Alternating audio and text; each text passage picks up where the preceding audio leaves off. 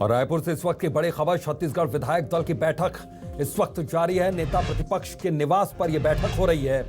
इस बैठक में धर्मलाल कौशिक पूर्व सीएम मौजूद हैं। पूर्व सीएम रमन सिंह समेत कई विधायक इस बैठक में मौजूद। तो सरकार को घेरने की यहां पर रणनीति बनाई जा रही है और किस रणनीति पर घेराव यहां पर सरकार का किया जाएगा कल सदन के भीतर, इसको लेकर यहां पर विचार विमर्श किया जा रहा है। तो हर रणनीति पर इस बैठक में चर्चा की जा रही है। तो पूर्व सीएम रमन सिंह समेत कई विधायक इस बैठक में मौजूद है। विधायक दल की बैठक हो रही है।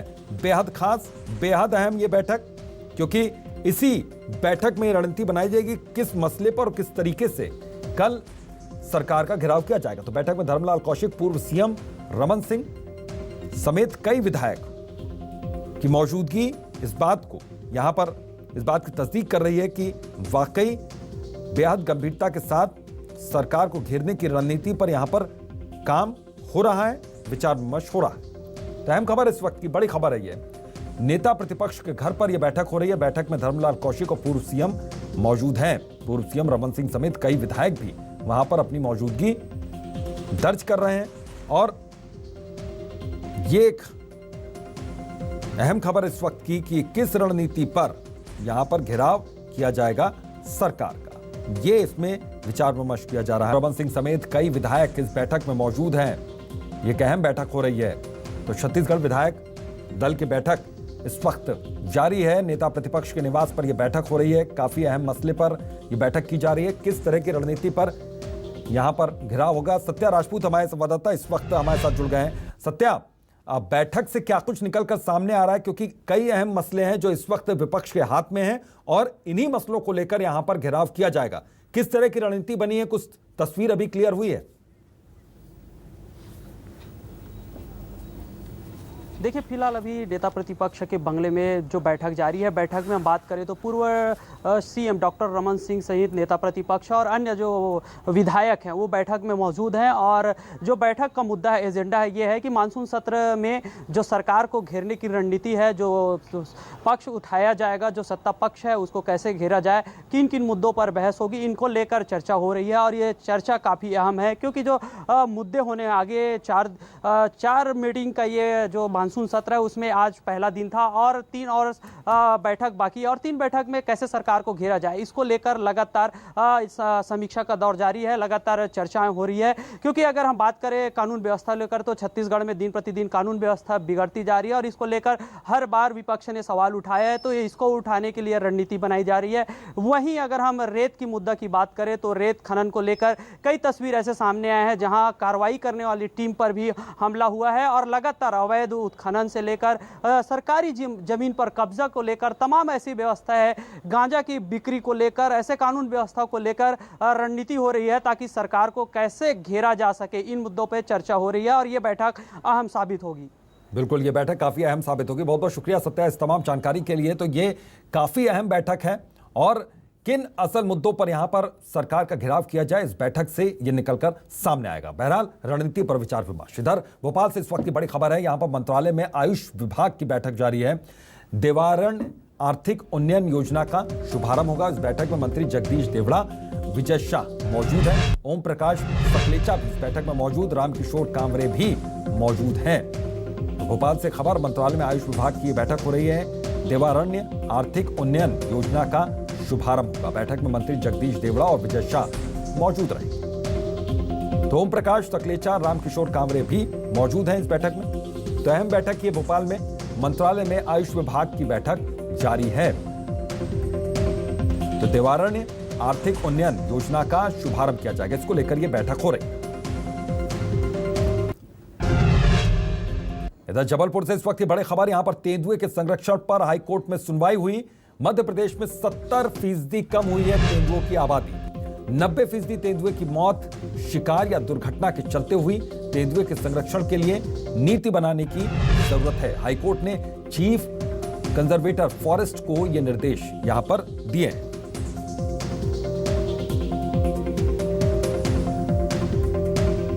तो 90% तेंदुए की मौत शिकार या दुर्घटना के चलते हुई। तेंदुए के संरक्षण के लिए यहां पर नीति बनाने की जरूरत है।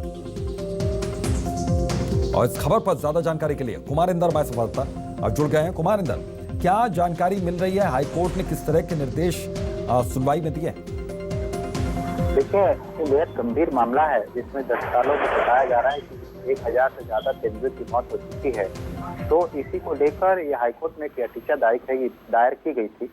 याचिका में मुख्य मांग ये की गई है कि जिस तरह से बाघों के संरक्षण के लिए मध्य प्रदेश में नीतियां बनाई गई है और उसका नतीजा ये सकारात्मक देखने को मिला, बाघों की संरक्षण नीति में बड़ी तेजी से बाघों की संख्या जो है वो बढ़ी है।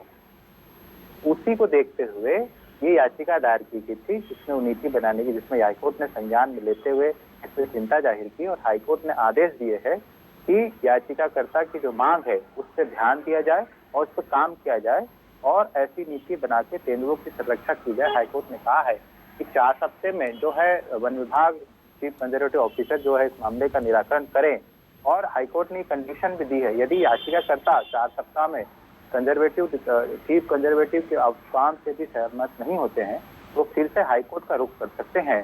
देखना यह होगा कि 4 सप्ताह बाद याचिकाकर्ता की मांग पर कितना अमल होता है, तेंदुओं के संरक्षण की क्या नीतियां बनाई जाती है। यदि नहीं होती तो फिर से हाईकोर्ट में मामला जा सकता है। फिलहाल हाईकोर्ट के आदेश के अमल का इंतजार है। याचिकाकर्ता का भी कहना है कि 4 हफ्ते बाद वो देखेंगे स्थितियां क्या है, उसके बाद यदि नहीं बिल्कुल यहाँ पर खास तरह की टिप्पणी की गई है और उस पर विचार करने की जरूरत है। बहुत बहुत शुक्रिया इस तमाम जानकारी के लिए। याचिका दायर करके कहा गया था कि सरकार को निर्देश दिए जाएं कि इस पर एक ऐसा प्लान बनाया जाए कि इनको प्रोटेक्ट किया जाए, क्योंकि जैसे मध्य प्रदेश सरकार ने टाइगर के रिजर्वेशन के लिए एक पॉलिसी बनाई थी और उस पॉलिसी का नतीजा ये हुआ कि पिछले 3 साल में मध्य प्रदेश में टाइगर की जो संख्या है वो बढ़ी है। तो उसी तर्ज पर तेंदुआ भी एक महत्वपूर्ण एनिमल है और ये वाइल्ड लाइफ का बहुत महत्वपूर्ण है और उसकी एक अपनी आइडेंटिटी है, तो इसलिए इसको सुरक्षित किया जाए। उसी याचिका का आज माननीय न्यायालय ने निराकरण किया है। चीफ कंजर्वेटर ऑफ फॉरेस्ट को निर्देश दिए हैं कि याचिकाकर्ता ने जो अभ्यावेदन दिया था पूर्व में उस पर पूरा समुचित निराकरण करके 6 सप्ताह के अंदर निराकरण करें और याचिकाकर्ता को सूचित करें। इधर बिलासपुर से इस वक्त की बड़ी खबर, यहां पर नौकरी दिलवाने के नाम पर ठगी का एक मामला सामने आया। 2 आरोपियों को पुलिस ने इस मामले में गिरफ्तार किया है। हाईकोर्ट में नौकरी दिलवाने के नाम पर यह ठगी की गई थी। 70 से 75 लाख रुपए की ये ठगी हुई है। गंभीर आरोप है। बिलासपुर के सकरी का ये पूरा मामला है। तो 2 आरोपियों को पुलिस ने इस मामले में गिरफ्तार किया। और वीरेंद्र गहवाई हमारे संवाददाता इस वक्त फोन लाइन पर हमारे साथ जुड़े हुए हैं। वीरेंद्र, ये पूरा मसला क्या है, एक बार जरा विस्तार से बताइए। यशवंत सोनवानी जो कि जांजगीर जिले का रहने वाला है और आशुतोष मीरी जो बिलासपुर के सिरगिट्टी क्षेत्र का रहने वाला है, ये दोनों ने करीब 20-25 युवकों को ये झांसा दिया कि वो नौकरी लगा देंगे। हाई कोर्ट में ग्रेड 2 और ग्रेड 3 के जो क्लर्क के पोस्ट होते हैं उस पर नौकरी लगा देंगे, इसका ऐसा कह के झांसा दिया और करीब 70 से 75 लाख इनसे वसूल लिए। और साथ ही बड़ी शातिराना तरीके से इन्होंने स्कैन करके कागजातों को स्कैन करके उनका फर्जी नियुक्ति पत्र भी बना दिया। लेकिन चूंकि जब वो जो लोग शिकार हुए थे युवक, वो बेरोजगार युवक जब हाई कोर्ट पहुंचे तो ये बताया गया कि ये फर्जी दस्तावेज हैं। तो उसके बाद इसकी रिपोर्ट दर्ज की गई और जांच की गई, तब पुलिस ने आरोपियों की तलाश की और बिल्कुल, और आरोपी पुलिस की गिरफ्त में आ गए। बहुत बहुत शुक्रिया वीरेंद्र इस तमाम जानकारी के लिए। इधर खबर मुंगेली से, यहाँ पर न्यूज 24 मध्य प्रदेश छत्तीसगढ़ की खबर का बड़ा असर हुआ। नाली घोटाले में आरोपी कर्मचारी सस्पेंड कर दिया गया। नगर पालिका के तत्कालीन सीएमओ, सब इंजीनियर सस्पेंड कर दिए गए। आरआई और लेखापाल भी सस्पेंड हुए हैं। मंत्री शिव डहरिया के निर्देश पर यह कार्रवाई हुई है। नगर पालिका अध्यक्ष, तत्कालीन सीएमओ समेत 6 पर एफआईआर दर्ज हुई है। सिटी कोतवाली थाने में धोखाधड़ी का मामला दर्ज हुआ है। तो नाली घोटाले में आरोपी कर्मचारी सस्पेंड। यहां पर रोहित कश्यप हमारे साथ फोन लाइन पर हमारे सहयोगी जुड़े हुए हैं। रोहित, ये पूरा मामला एक बार बताइए क्योंकि खबर का बड़ा असर यहां पर हुआ है। 24 मध्य प्रदेश छत्तीसगढ़ का मुंगेली जिले में बड़ा असर देखने को मिला है। सबसे पहले तो इस मामले को हमने प्रमुखता से उठाया था कि मुंगेली नगर पालिका के परमहंस वार्ड में 17 लाख की स्वीकृति मिली थी नाली बनाने के लिए, लेकिन नगर पालिका के अध्यक्ष और तत्कालीन सीएमओ और वहां के कर्मचारियों ने मिलीभगत करके संबंधित ठेकेदार को 13 लाख का भुगतान बिना नाली निर्माण के कर दिया था। इस मामले को हमने प्रमुखता से उठाया, जिसके बाद जिला प्रशासन के मुखिया यानी कि कलेक्टर ने इस मामले को गंभीरता से लिया और उन्होंने जांच समिति गठित की थी। एसडीएम के नेतृत्व में जांच समिति गठित की थी, जिसके बाद एसडीएम ने जांच रिपोर्ट कलेक्टर को सौंपी और कलेक्टर ने फिर जांच रिपोर्ट आने के बाद फलस्वरूप उन्होंने कहा कि बगैर नाली निर्माण किया जाना और फिर संबंधित ठेकेदार को भुगतान किया जाना एक गंभीर मसला है। इस पर खुलासा भी हुआ, जिसके बाद फिर सीएमओ को कलेक्टर ने आदेश किया था कि सभी जो 6 दोषी है, नगर पालिका के अध्यक्ष संतू लाल सोनकर, तत्कालीन सीएमओ विकास पाटले सहित नगर पालिका के 4 अन्य कर्मचारी थे, इन सभी 6 जो दोषी है इनके खिलाफ एफआईआर के निर्देश दिए थे। बिल्कुल, यही वजह है कि आज बिल्कुल एफआईआर के निर्देश दिए और बड़ी कार्रवाई यहाँ पर हुई है। रोहित, बहुत बहुत शुक्रिया इस तमाम जानकारी के लिए। नगर पालिका के तत्कालीन सीएमओ और सब इंजीनियर इसमें सस्पेंड कर दिए गए हैं। खबर का बड़ा असर हुआ है। खबर रायपुर से, यहाँ पर अवैध प्लॉटिंग का धंधा जोरों पर है। इन रसूखदारों के खिलाफ नगर निगम और पुलिस बड़ी कार्रवाई भी कर रही है। रायपुर नगर निगम ने अवैध प्लॉटिंग करने वालों 99 लोगों के नाम पुलिस के पास भेजे हैं, जिनके खिलाफ एफआईआर दर्ज की जा रही है। और इसी को लेकर ज्यादा जानकारी दे रहे हैं हमारे संवाददाता सत्या राजपूत।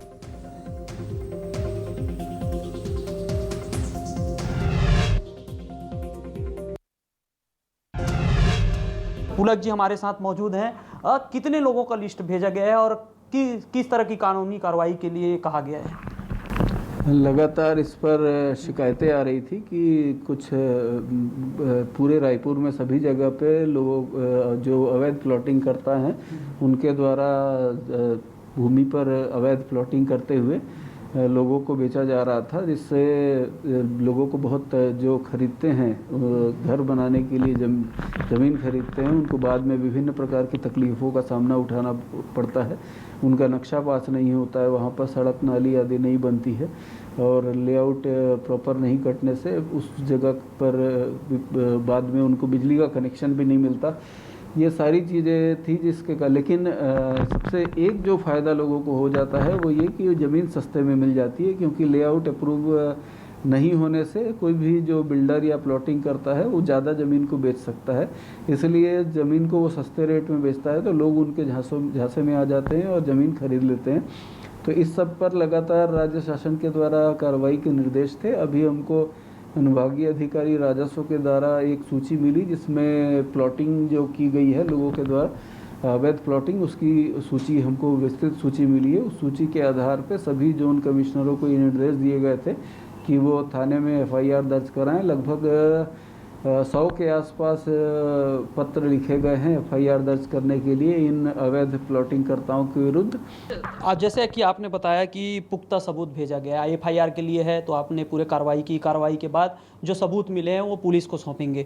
ऐसे स्थिति में क्या सजा हो सकती है जो अवैध ठेकेदार है जिनके खिलाफ एफआईआर के लिए भेजा? ये जो धारा 292 के तहत जितनी अधिकतम सजा के प्रावधान हैं वो बिल्कुल स्पष्ट हैं और उसके तहत चूँकि ये मामला अब न्यायालय में चलेगा तो न्यायालय में सभी को विचार करने के उपरांत न्यायालय के द्वारा, माननीय न्यायालय के द्वारा ही इस पर निर्णय होगा। जो अवैध तरीका से प्लाटिंग करने वाले हैं, कॉलोनी बसाने वाले हैं, उनके जो हौसला बुलंद है, क्योंकि जो संख्या है बहुत ज़्यादा है। अभी ये कार्रवाई करके कानूनी कार्रवाई के लिए लिस्ट भेजा गया है। यदि ये कार्रवाई होती है तो राजधानी में निश्चित तौर पर ऐसे जो अवैध तरीके से कॉलोनी बसाने वाले हैं उनके कान खड़े हो जाएंगे और ऐसे अवैध जो शिकायत मिल रही है कॉलोनी बसाने की, ये खत्म हो जाएगी। कैमरामैन नागलकर के साथ सत्या राजपूत, न्यूज़ 24 रायपुर। और रायपुर से इस वक्त की बड़ी खबर, सरकार के खिलाफ आदिवासी समाज ने मोर्चा खोल दिया। 13 सूत्रीय मांगों को लेकर सर्व आदिवासी समाज ने आज आंदोलन किया। करीब 5000 की संख्या में ये आदिवासी रायपुर पहुंचे। तो सर्व आदिवासी समाज ने विधानसभा के घेराव की कोशिश भी की। वो तस्वीरें भी हम आपको दिखा देंगे। देखिए, सैकड़ों की संख्या में यहां पर पहुंचे। पेसा कानून के नियम को कड़ाई से लागू किया जाए, बैकलॉग पदों की पूर्ति के लिए विशेष अभियान चलाया जाए, ये सारी मांगे हैं। असली मांगे यहां पर 13 सूत्रीय मांगे हैं।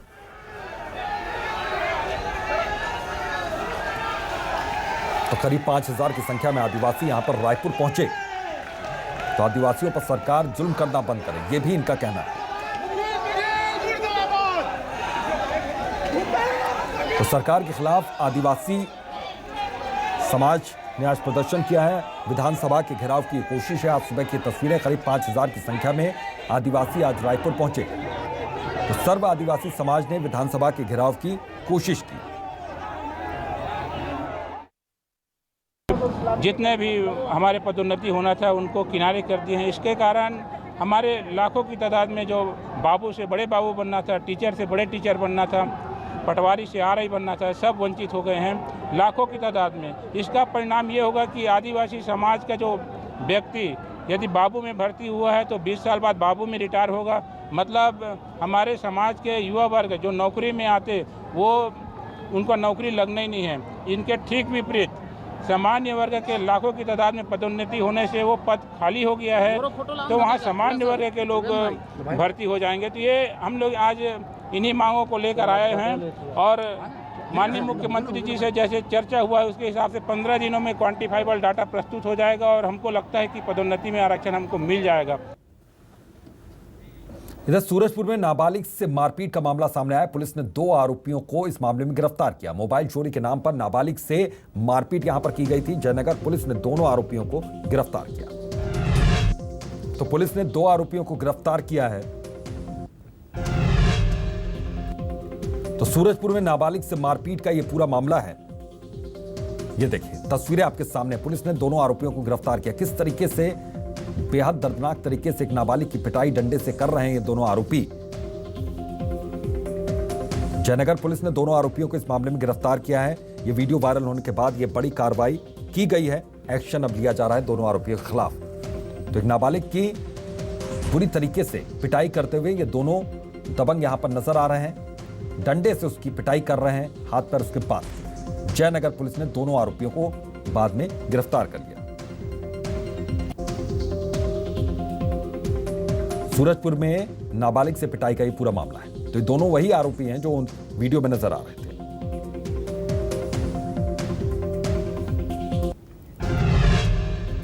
खबर कोरबा से, यहां पर कबाड़ से भरे 2 ट्रक जब्त किए गए हैं। मानिकपुर चौकी पुलिस की यह बड़ी कार्रवाई, 1,70,000 रुपए इसकी कीमत बताई जा रही है। टीपी नगर बाईपास पर सर्चिंग के दौरान इस ट्रक को जब्त किया गया है। कोरबा से ये बड़ी खबर, कबाड़ से भरे 2 ट्रक यहां पर जब्त किए गए।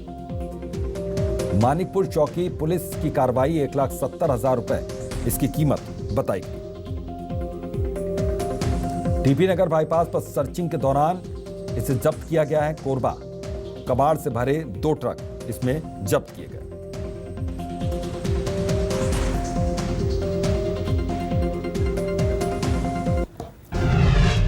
इधर विदिशा में नेशनल हाईवे पर मोटरसाइकिल और बोलेरो की भिड़ंत हो गई और इस हादसे में बाइक पर सवार दोनों व्यक्तियों की मौके पर ही दर्दनाक मौत हो गई। तो गुलाबगंज थाने के खरी गांव के पास हुए इस हादसे में 40 साल के राकेश और 32 साल के लखन की दर्दनाक मौत हो गई। वहीं हादसे के बाद बोलेरो का चालक तुरंत फरार हो गया। पुलिस मामले की तफ्तीश में जुटी हुई है।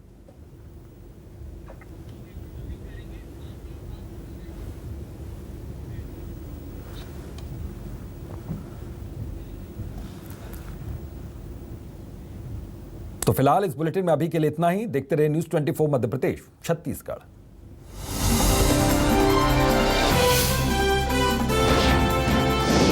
न्यूज़ 24 मध्य प्रदेश छत्तीसगढ़, आपकी बात सच के साथ।